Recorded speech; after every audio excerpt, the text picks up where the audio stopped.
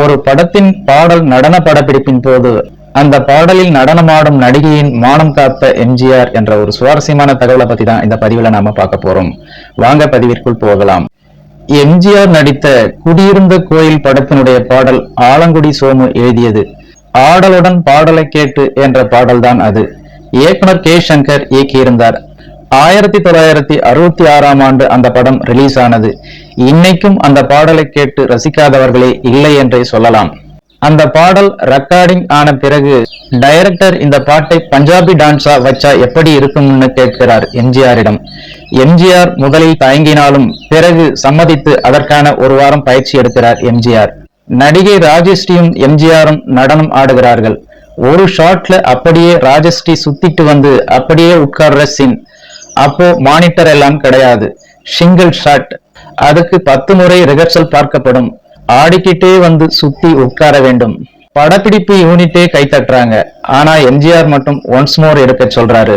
மறுபடியும் ஆட அப்பவும் எம்ஜிஆர் ஒன்ஸ் மோர் சொல்றாரு. 3ஆவதாக ஆடும்போது டேக் ஓகேன்னு எம்ஜிஆர் சொல்றாரு. டைரக்டரும் நடிகை ராஜஸ்ரீயும் ஒன்ஸ் மோர் 2 தடவை ஏன் கேட்டீங்கன்னு தங்களோட சந்தேகத்தை ஆவலோடு எம்ஜிஆரிடம் போய் கேட்கிறாங்க.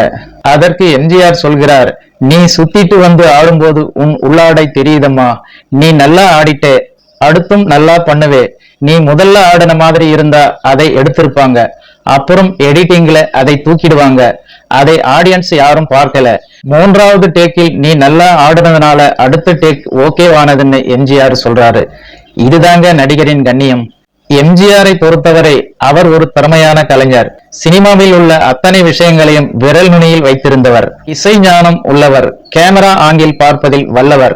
அப்புறம் அவர் ஒரு சிறந்த இயக்குனர் என்பதற்கு அவர் இயக்கிய நாடோடி மன்னன், உலகம் சுற்றும் வாலிபன் என்ற அந்த 2 படங்களே சாட்சி. அப்படி திறமை வாய்ந்தவராக இருந்ததால் தான் இந்த பாடலில் யாருமே கவனிக்க முடியாமல் இருந்த மாபெரும் தவறை அவரால் கண்டுபிடிக்க முடிந்தது. இந்த தகவலை பிரபல மூத்த பத்திரிகையாளர் செய்யாறு பாலு தெரிவித்துள்ளார் என்பது குறிப்பிடத்தக்கது. ஓகே ஃப்ரெண்ட்ஸ், இந்த ஒரு சுவாரஸ்யமான தகவல் உங்களுக்கு பிடித்திருக்கும் என நம்புகிறேன். நன்றி, வணக்கம்.